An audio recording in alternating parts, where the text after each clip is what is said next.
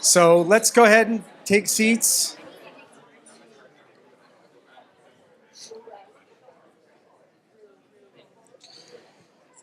So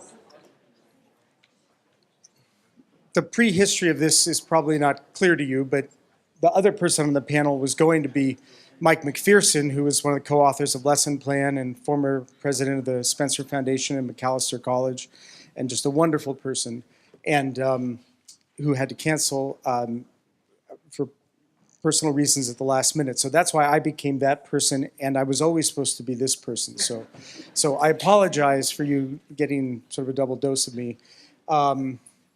This is mostly a working session, but I want to take like 15 minutes at the front end to do a little bit of setup, just as per has been the design here. I'll build on the few slides that I showed at the beginning of the panel, and then set you guys to work. So to go back, to start with my right quadrant, my upper right quadrant, the first quadrant of inclusive and integrative, and integrative, meaning all the things that we mean, and I'll talk more about it. But we're working in that quadrant. So let me just say a few things about that, and then I want to give you a couple of examples from Georgetown, the work I'm doing there. So one question is, so what is it that matters in this quadrant? If we're really trying to build out what it means for us to live and work in this quadrant, is it just doing a little bit more of this and that, or what is it that matters? So I just have a few things that matter. This is all stuff that you guys believe and have been talking about for 2 days, so I'm perfectly capable of droning on about, but I'm going to try to just rifle through them. So one thing that matters is, at base, active learning. And I use the term at base because, I still go speak at places where they're having active learning workshops for faculty and things like that. But I think in many ways, if you look at the research, it now shows that we actually know that active learning is the floor. Active learning is a kind of minimal professional practice. Many of you may know the Freeman et al. Article came out in PNAS a couple of years ago. They did this massive meta-study of active learning studies in which they show that active learning improves performance and retention in STEM fields. And toward the end of that article, they say, if this had been a healthcare study, that this study might have been stopped for cause, right? Or sorry, stopped for benefit, because it was clear that, clear that the intervention was so superior to the control, right? So implying, to me, what that implies is that schools not supporting active learning are, we're at a point where we can consider that kind of minimal professional practice, and not supporting it kind of educational malpractice. But that's the floor. So that matters in this quadrant. Teaching to the whole person matters. And the things like empathy, curiosity, I love the emphasis on curiosity, things that have come up today. I love Mary, I usually have a joke about how I call things like curiosity, creativity, ethical judgment, humility, resilience, grit, I call those hard skills. So I'm glad she made the point about soft skills. Soft skills to me are things like economics, chemistry, econometrics, stuff you can learn in classes. But anyway, we know that educating the whole person matters, and in a world driven increasingly by artificial intelligence, those whole person things matter even more. And Brandon told us yesterday that, and people know intuitively, that relationships matter, but we now have data that we know deeply that relationships matter to people's sense of flourishing. And we know that deep engagement matters, so all the talk about high impact practices and what it means to really engage, or to be in a position to to practice making hard judgments. The Carnegie Foundation did 10 years of studies of a whole range of professions many years ago under Lee Schulman's. And the one thing they found was common to the development of all professionals and all practitioners was what they called judgment in uncertainty. That the most important thing you want in a practitioner of anything is the capacity to know what to do when it isn't obvious to know what to do. That's perhaps the most human of executing things, and that's what the leader of the company said at that $30 million, that was a judgment in conditions of uncertainty. That comes from deep engagement, high impact practices, unscripted situations that are mentored and guided. And we also know that whether students think what they're doing matters matters. Right? And I'm going to tell a story about that in a few minutes. So these things all matter. Active learning, whole personality, relationships, deep engagement, doing work that matters. We could add to that list getting outside yourself, having a horizon larger than yourself, understanding that your perspective is limited and possibly manipulated by your digital environment, etc. And all that has to do, I think now, not just about making people better people, but making people better at being human.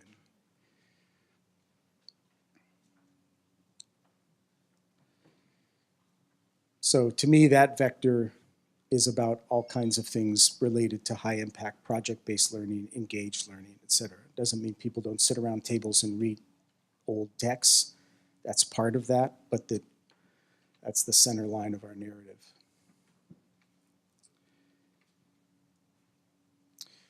So the bio that's in the book is actually an old bio, which I think I finally successfully found on the internet where that was coming from, and I have eradicated it. So I'm actually now not associate professor and associate provost. I'm actually professor and vice provost for education at Georgetown. But one of the main things I do is I lead something called the Designing the Futures Initiative at Georgetown, which we started 4 years ago for the purpose of trying to accelerate change at Georgetown. We've done a series of things. I've been the founding director of the Innovation Center, et cetera. And we operate out of this little red townhouse right off campus. So sometimes it's called the Red House.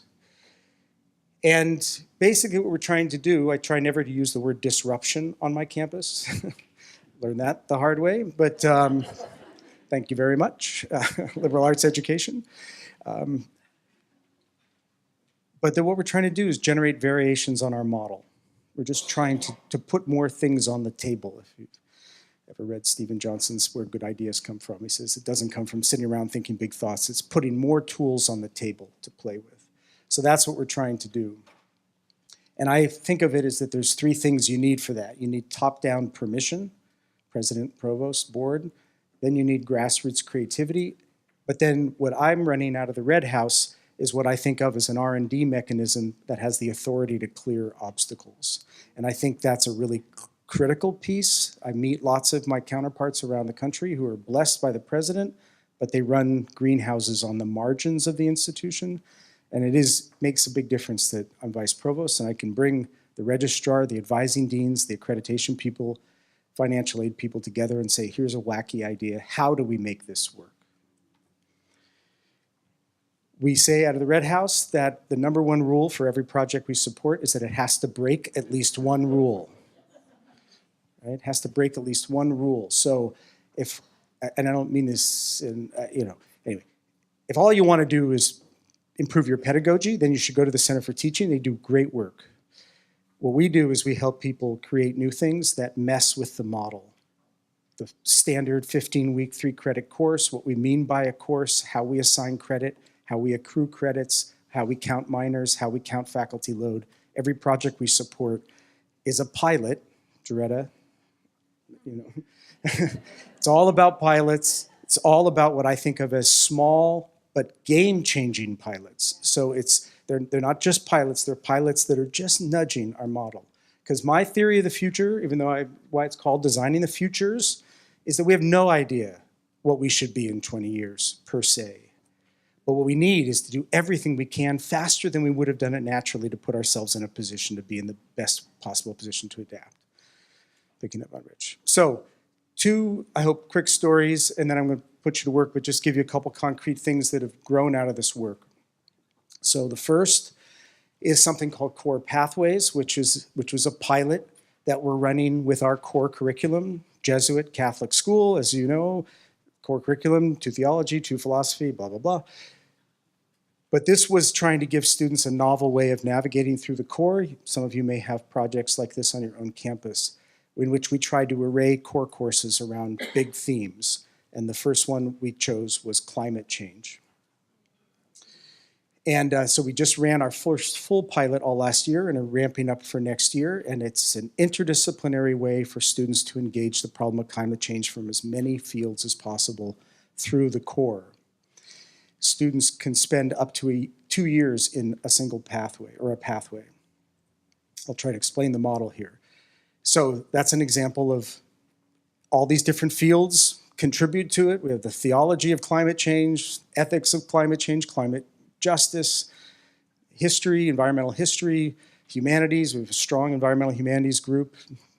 One of our courses genres are the Anthropocene science. We have every science, chemistry, biology, physics.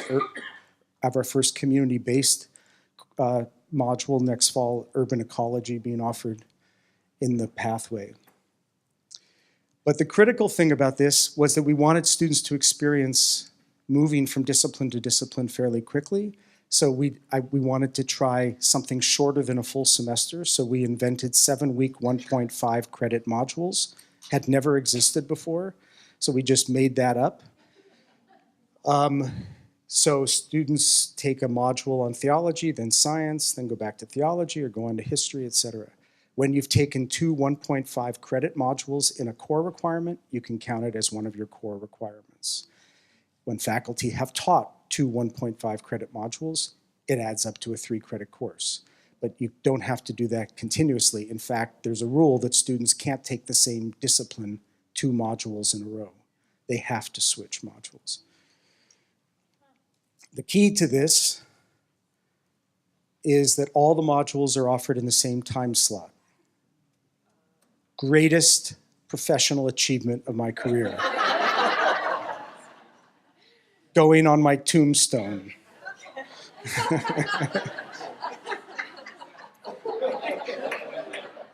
Yeah, almost last October, but the key then, and I want to do this quickly, and I'm happy to answer questions about it, is that so faculty teach their discipline, but then there's this integrative apparatus that wraps around it. Everybody gets together. All the students from the modules are in one room for opening night. I'll take a science tutorial, how scientists know there's climate change. Week 4, they're all in one room in that time slot, doing a big moral imagination exercise led by our Kennedy Institute of Ethics. That's what it looks like when they're mostly very small classes, but that's what it looks like when everybody's in one room, just one day. Week 13, big role-playing policy simulation, imaginary island, everybody has a different role, rising sea levels. Then a final interdisciplinary exercise, everybody together, and then in the spring, lather, rinse, repeat, as we say. 2 important points about this. 1, this did not come out of 3 years of conversation about how we should change the general education program. I've had that. All my life I've been part of that. I chair the core curriculum committee. This is a pilot. We made this up. We got the core curriculum committee, which I co-chair, to endorse it, and then just said, let's just try it. Maybe it'll last, maybe it won't. But the point was not necessarily to invent a new core curriculum. Didn't even talk about the core requirements. I knew not to do that. But just to put more pieces on the table, to open people's imagination up of what it could look like to engage the core. You know, and it models interdisciplinarity for students, gives them a different way to experience their core requirement, connects what had been disconnected core. How do I get rid of my theology requirement? But it also deeply plays into faculty self-interest, and I think self-interest is a highly undervalued element in curriculum transformation, right? Lets disciplinary faculty just be them. The integrative apparatus wraps around it, fixed structure and load. It actually engages small departments into the core in ways that they hadn't been, and it gives faculty flexibility in their own rhythms. Anyway, happy to answer questions about that. But that's an example. For 2 years, we had little tiny experiments where we had individual courses playing with 1-credit modules, bundling 1-credit modules. By the time we introduced this, like nobody was doing that 4 years ago. By the time we introduced this, people were like, oh yeah, bundling, yeah, we do that. Like modules, right, those are all over now. But we could never have introduced this 4 years ago without the little steps of pushing the model. Second example, then I'll stop. This is a story of, I'm sure many of you have similar programs. It's a bridge program for trying to increase our first-gen low-income students. In particular, we had a problem of losing students out of the sciences. So we didn't lose them out of Georgetown, but we lost them out of the sciences. Consequently, we stopped enrolling them in the sciences. So this was a project called Regent Science Scholars. There's a summer bridge program, which I'll tell you a quick story about. But it also, which I'll just mention again in a minute, Also has a very critical digital component where students over summers and winter breaks take these non-credit knowledge building modules to prepare them for the next set of courses. In 3 years, we increased the number of low-income first-gen students in the biomedical sciences by 5 times. And more than 20% of last year's matriculating class are first-gen low-income students. That was 2% 4 years ago. This quick story, ironically and coincidentally, takes place at a winery. It's called the Glen Manor Farrow Wine Project. I don't know if Glen Manor has a night watchman, but but I'm interested in applying because the fact that this story takes place at my wife and my favorite winery is not a coincidence. So that's out in Virginia. The guy's the winemaker. The professor is in the foreground, also happens to be my wife. She would say if she talked about this, they redid the entire summer bridge program to focus on basically mapping the microbiome of this guy's winery. It emerged out of, we went out for barrel tasting. He was complaining that he, unlike big wineries, doesn't have anybody to test his soils. He knows some things, not other things.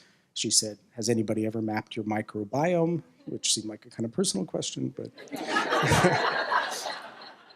I was enjoying the wines. She's thinking I could build a whole curriculum about this. So she decides to basically set the entire summer bridge group who's coming in, remember, 5 weeks before matriculating at Georgetown, low-income first-gen students on this problem.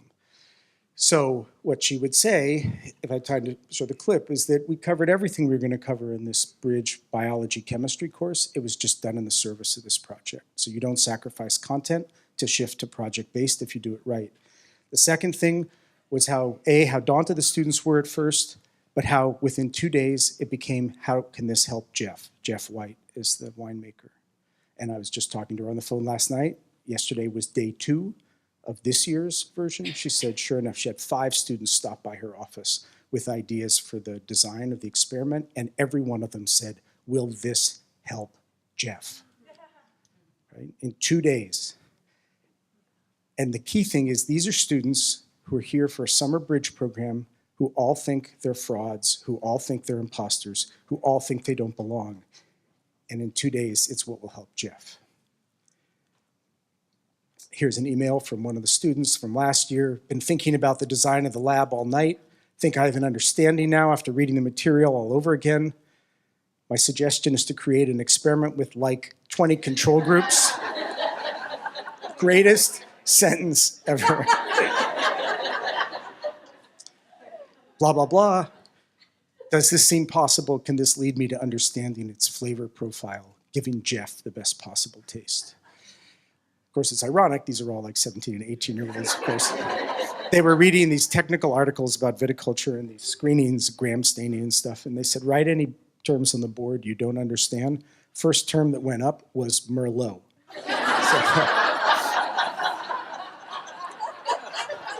But who can actually understand that anyway, right?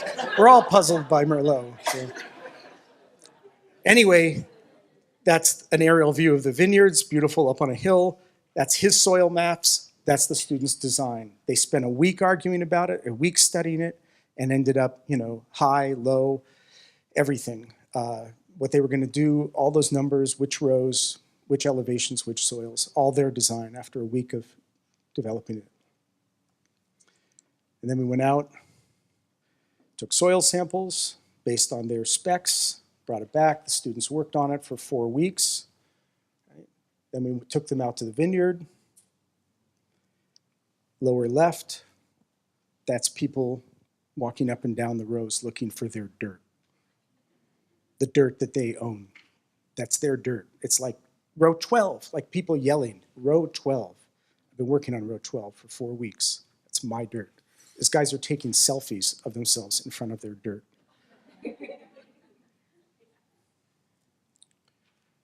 Then down onto the crush pad of the winery, where in 7 different teams, the students presented their findings. Those are powerful pictures. That's the winemaker turning to those students and saying, what's next? Right? Haven't even matriculated into Georgetown.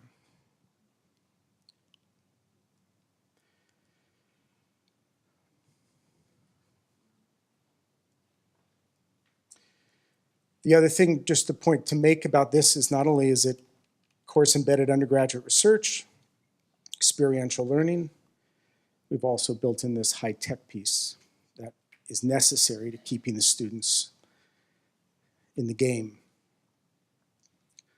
So before every term, they take non-credit modules, preparing them for the coursework that they're signed up for. So if they're going into physics, they're going into genetics, et cetera.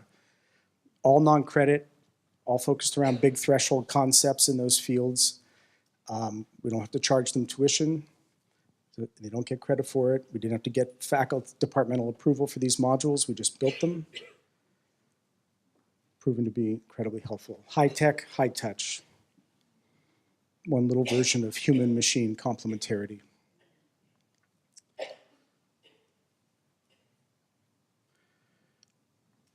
Both necessary to work in that quadrant.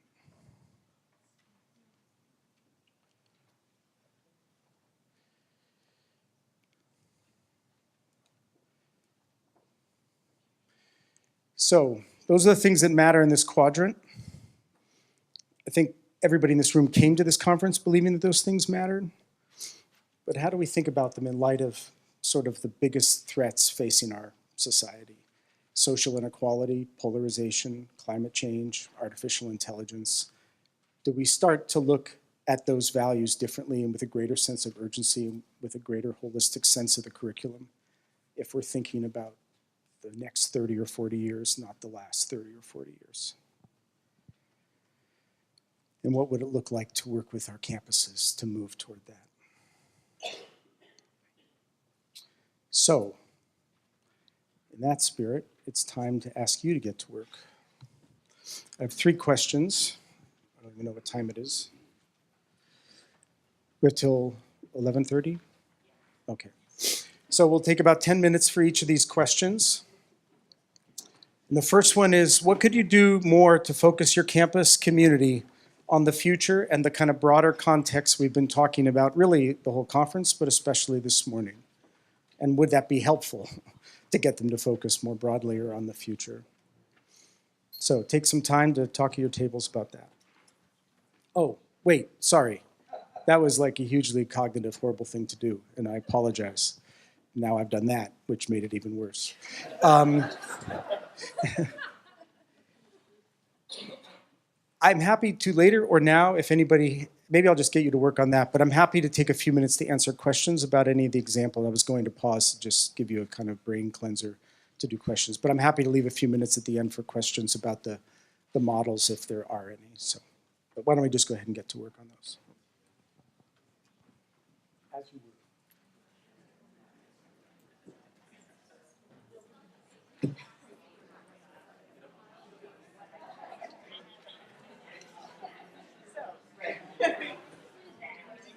Sure. So I should have asked.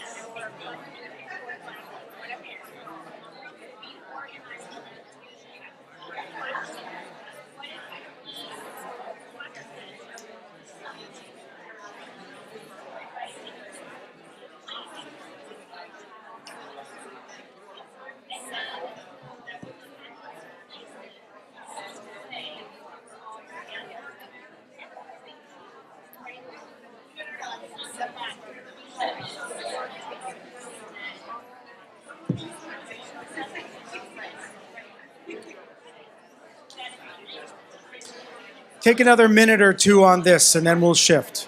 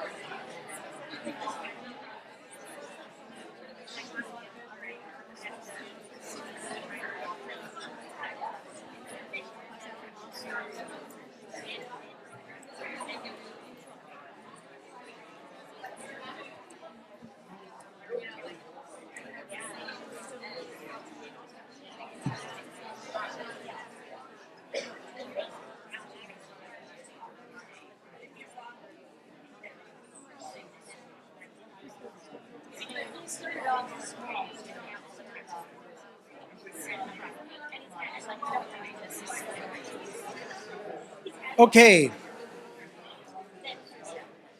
I'm going to interrupt you. Put up the next question, and then you can go back to talking about whatever you were talking about. I have no illusions what's going on here, but I have a job to do. So the second question is this. One of the things that I learned teaching with this wonderful architect and designer, Ann Pendleton-Julian, all those years, but that I think about all the time in my work out of the Red House, is that we're not trying to solve problems per se, we're trying to design for tensions, which I think it's a very interesting distinction. So here's the next question. Design always begins with the tensions. You're always designing for the tensions. You're always designing for the tensions, and not necessarily to eradicate them at all. Sometimes to inhabit them, just to inhabit them better or differently. Much different place to begin. So what are three, you can pick as many as you want. I've been in contexts where the tensions just flow out. What are three, at least, of the most salient tensions facing your campus as you think about the future? And don't just think like having money, having no money. Like, try to get a little bit deeper than that. So if you want to talk about that, talk about that. If you want to go back to whatever you're talking about before, do that. So take 10 more minutes on this one, 5, 10 minutes.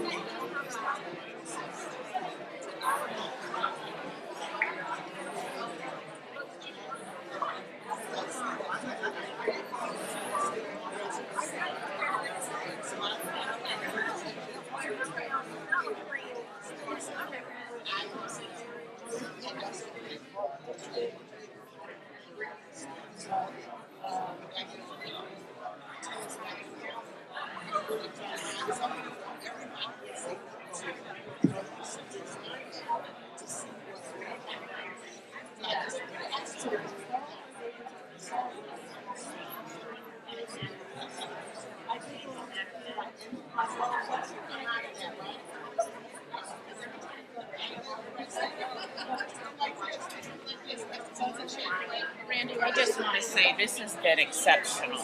Exceptional. So exceptional. So super exceptional. And whatever other superlatives you want to put in front of that. So thank you very, very much. And thanks for doing double duty. Well, when else in the planet is Illuminated, other than freedom, of course, is really finished. This is kind of yeah, and you got it. I don't know if you can hear the gas expressions as your questions pop up.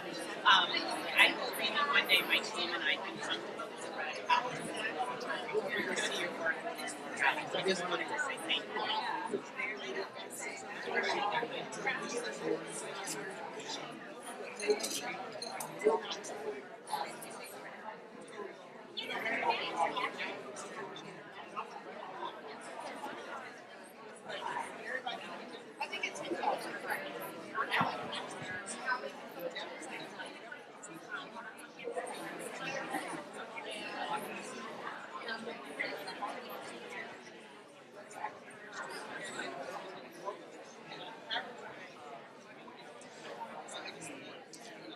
Okay, just to let you know, I'm putting up a third question, which very much builds on this.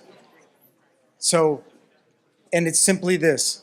How could you create a more agile design environment for institutional change that could address the tensions you've been identifying? Back to work.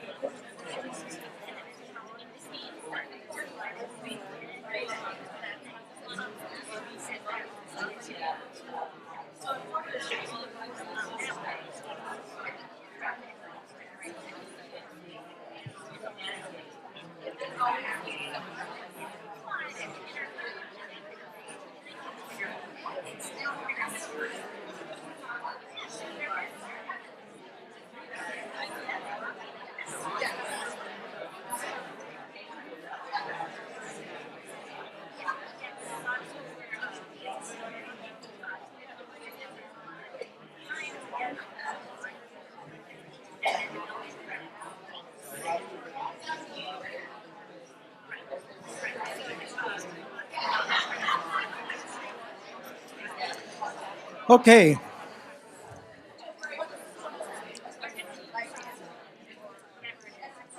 Shall we take just a couple of minutes to wrap up? And if there's any questions, and then Mary is going to say a couple words to conclude. So I'm interested if we just want to debrief, a couple of ideas that have come to people in this session that feels like it pushed your thinking at all, or pulled together your thinking. Are there ideas that came up at your table that you're going to go back and try around creating a more agile environment or around particular tensions? I'm also interested in hearing what tensions you focused on. But any tables would like to volunteer to say something? There you go. There's an enthusiastic hand. I got some. Don't worry, I got some. Okay, Carlene, admission, St. Vincent, St. John's. One major tension is tradition and traditionalism. I was taught that in community organizing. So tradition, kind of the living ideas of those who've gone before, that can evolve. Traditionalism, dead ideas of dead people that have no relevance anymore. And I think if we can better define the outlines of that and determine and discern what is traditionalism that doesn't serve our mission and what is tradition that can evolve for the future, we can let go of what's no longer serving us and focus our energies on what does. Great. Yeah. Thank you. Yeah. I mean, if the agile innovation is really couched in just saying this begins with who we are and who we always want to be. It's just new ways to be who we have always been, and some version of that. Yeah. I think that's really critical. I think of that sometimes as that we're just trying to figure out which are the load-bearing walls and how every other wall can be remodeled. Other thoughts about attention or a practice that you're going to try?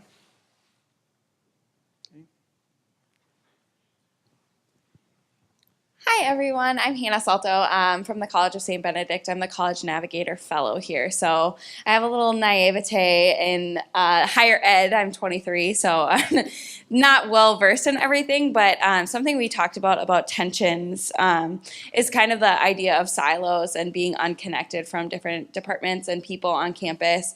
And everyone being so busy all the time that we don't take time to come back and revisit, topics like this and these big ideas and how to implement stuff like that. So something that I think is really interesting is the idea that some other institutions have of common time during the week. So, taking an hour out of the day where people get together and talk about things and not necessarily like having meetings like we do over lunch when we skip our lunch or whatever throughout the day, but having common time. And I'm not at the level to create something like that. So whoever, Mary, I think that could be a really important step for our institutions, is to take that time to meet with people. And also just let people feel like they're heard on these topics. When we started designing the futures, we got a faculty committee together and asked them if we were going to do this kind of visioning thing, what would they want? And the two things they said was, we want to respond to something, we don't want to start from scratch, and we don't want to just talk. So it could be that common time can be a place for conversation, but people can feel good that maybe that conversation is potentially leading something. So some balance of those two things. But yeah, people not feeling railroaded by innovation. Innovation can be a word that feels like we're going to move really fast and make your life worse.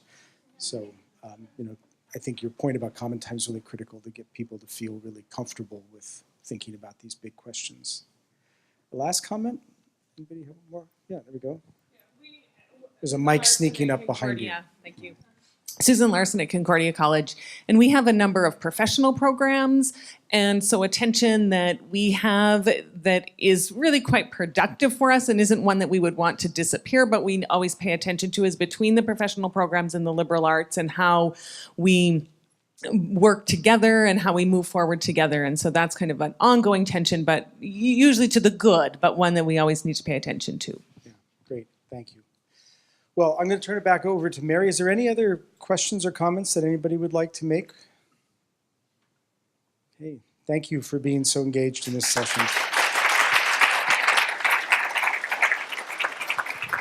Thank you. Well, I just wanted to actually thank you, Randy, for your time today and inspiration and good thoughts. And I hope everyone have a few ideas to take back to their colleges to work with.